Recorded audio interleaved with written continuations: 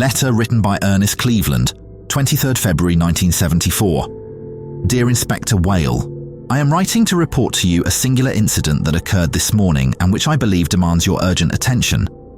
As you know, in recent weeks there have been a number of strikes by council workers, including refuse collectors, meaning that household rubbish has begun to collect in streets and entries around Moorton.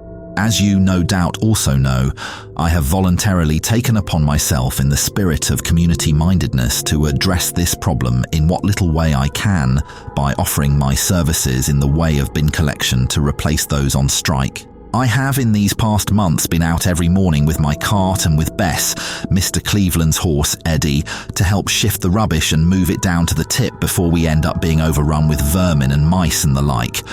The job usually starts around 4 a.m, and since I have to do 2 rounds to pick up the majority of what's been left, it does not finish until around 7:30 a.m. I know that you are aware of these activities because your junior Mr. Arnold spoke to me at length about the legality of me accepting payment for this service. As I assured him at the time, I demand no payment, but I do accept the kind donations of those folks who appreciate me giving them a helping hand with what would otherwise be quite a problem for the town. In any case, the reason for my letter is not to discuss my services, but to make you aware of what occurred early this morning on the road between Moorton High Street and the path up to Monk's Hill leading toward the tip. As you are no doubt aware, Wednesday was a very foggy morning, and with only my 2 torches to help me, one in my hand and a lamp affixed to the cart, it was somewhat difficult to make things out clearly.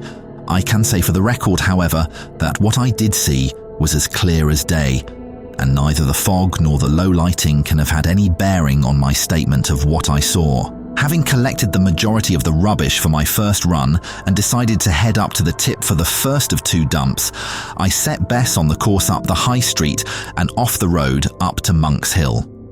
Now, whilst I offer my current services freely, and having been a drayman for a number of years, I'm quite used to the early mornings, I will admit that on that particular morning I had begun to feel a little uneasy. Whether it was the thickness of the fog, the low dim light, or what I don't know, but I could not, for the life of me, shake the notion that I was being either somehow followed or watched. Through the whole journey, during which I saw not a single soul and heard no sound other than the clop of Bess's on the cobblestone, I felt the need continually to look about and behind me, to the spaces between the stone-built houses, in the darker corners beyond garden walls and up the entries, where the light from my torch reached only so far before it began to peter out, and everything beyond its beam fell into murk and shadow. Once or twice I stopped entirely, staring down the narrow alleyways and looking to see if there was anyone about. Of course, with the cold of the morning, I had no intention of standing about for too long, but once or twice I felt the need, despite the early hour, to call out, to shout, though I knew it might wake the residents, into the entries and ask, "Who's there?" Nobody answered. But as I say, that doesn't mean that there was nobody there, just that they chose not to answer. I'm not scared to say that a few times. Leaving Bess at the side of the road and passing down those little alleyways, walled in between the houses, looking for the rubbish left out, I felt an overwhelming urge to grab the bags as quickly as possible and sprint back to the road. To hear things were more open and there was at least the lamp on the cart. Now I can't say at that stage that I actually saw anything, but I'll swear on my life that something wasn't right and somebody, don't ask me who was there and watching me. I got through the next few bits of the round as quickly as I could. In some ways, I wished that the sound of Bess's hooves would be louder, that I could keep shouting and calling out because then the sound would fill the quiet, and maybe someone else would wake up and come down to find out what all the racket was about. Once or twice I considered it, weighing up whether I'd prefer a few complaints to this horrible creeping feeling of being watched. I marched slowly on through town, holding Bess's reins, walking beside her, and leading her up the hill toward the tip when she suddenly stopped, grinding to a halt. Now I know some folks say that animals have a sort of sixth sense, or that their senses are keener than ours in some ways, and they can pick up things we can't. But this I find hard to explain. Bess stopped literally 10 seconds before the sound came. Had she heard it before I did? Did she hear some other noise that came before that? I couldn't pick up or smell something that didn't seem right, shifting and creeping through the shadows. Whatever it was, she anticipated the sound. For what seemed like no reason at all, she suddenly stiffened, standing rigid and upright with her head in the air, nostrils flaring as if searching or waiting for something. I was just about to pat her neck and tell her not to be daft when the noise came. Suddenly I could understand precisely why she'd stopped. I'd heard that howl before. Last month around the same time I was up at the allotment and had stayed up there to finish some stuff up when I heard it. It's no wonder that people are frightened by it, you know. It's a horrible, evil-sounding din.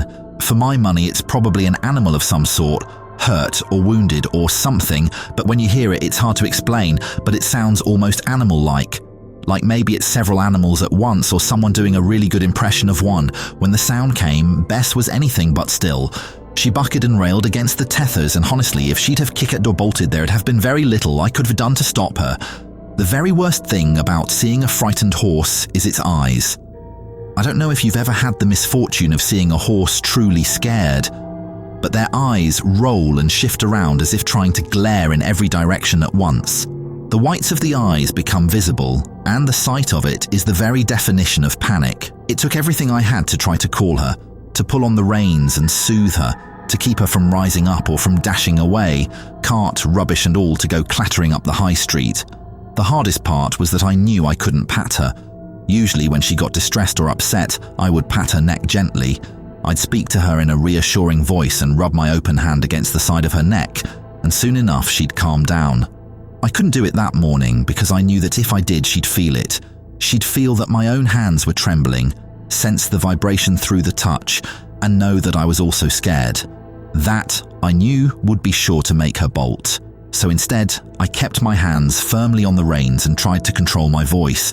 I spoke soothingly to her, telling her it was okay and that there was nothing to be frightened of, though of course that was a lie. I decided that if the sound was behind us, somewhere in the town, then the best thing to do would probably be to head away from it, up the high street and out of town, up toward the tip.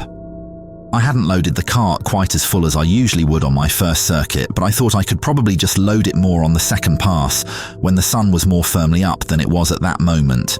I led Bess up the narrow street just as the first blushes of the sun began to be visible, still listening and hearing that awful howl as it rang off the buildings and seemed to hang, floating on fog toward us. I led her slowly step by step, trying to keep her in the center of the road as my eyes darted around me, looking into every crevice, every nook and cranny for the thing I knew was out there. The thing that had made that awful sound. The slow pace was torturous. Every fiber of my being was telling me to run, to sprint and pelt away as quickly as I could, but I knew that if I did, that Bess would bolt too, and running with the cart attached could injure her, or God forbid anyone else who happens to be out. So, against all my better judgments, against all my instincts, I continued to plod slowly up the high street at a slow, funereal pace, until finally the buildings ended and the lower slopes of the moor at the base of Monk's Hill began. Soon enough, I was halfway up the hill toward the tip, by which time, as you know, the gentle slopes had risen with the gradient so that the road was enclosed on either side by a high wall of grassland that would, if climbed, laid out onto the moors that stretched all around. The howling had stopped, and for a moment, seeing the sunrise begin to break over the horizon, I allowed myself a sigh of relief. That relief, however, did not last long. For up ahead, atop one of the ridges, the scraps of the moor that the slopes on either side of me rose up toward, a shape was hurriedly moving. I can't quite say that it ran. In a way, it was sort of lolloping awkwardly along and yet moving at a real speed. At first glance in silhouette, it looked enormous, but strange to say, as it came closer, it seemed almost to shrink and become smaller and more wiry. It slowed too, its movements becoming more and more ungainly and awkward. I stood stock still. I thought about backing Bess up, but there was no room in this small gully to turn around. It was either forward or reverse, which, with an animal I'm sure you understand, is almost impossible to do. So, with my heart pounding and my grip on the reins, so tight that the leather cut into my skin, I watched as the strange shape slunk nearer, to our left and above us, and all at once, in the wash of the morning light, I saw that it was a man, moving on all fours, his hips popping and working in a way that seemed entirely unnatural for a human being. He crawled on all fours, quietly forward, and showed as he did that he was entirely naked, save for a single stretch of what looked like fur, almost like a rug that he had slung over his back. Worse still, his entire body was covered over with filth. Some of it I could see was soil or dirt in streaks of black and brown, but some, across his chest, The belly that dropped heavy below, and the whole of his face, was blood, some of it red, some in huge matted gouts, was the off-brown colour of rust. For a split second, he caught my eye, glaring at me from the moor above, and yet though it was the shape of a man, there was nothing human in that glance. He looked for all the world like an animal. Then he was gone, off onto the moor and away. I am not a man for telling lies, Inspector Whale. I don't drink and I'm not prone to flights of fancy. I saw what I saw. I saw a man, naked and covered in blood, running on all fours on a stretch of moor atop of Moorton. That is how I saw him well. The shape he was and what he looked like up close, but I would not swear with my hand on the Bible that it's how I saw him earlier. I cannot promise that the shape or form was the same before he got to us. If I had to commit, I'd say that before that, the shape was different. That the man I saw had up until that point been an animal. That thought makes my knees feel weak. I do not know who that man was. I don't know what he has done. But with sheep and cows missing in this area, I do know he needs to be caught and caught quickly. God help us if he's not.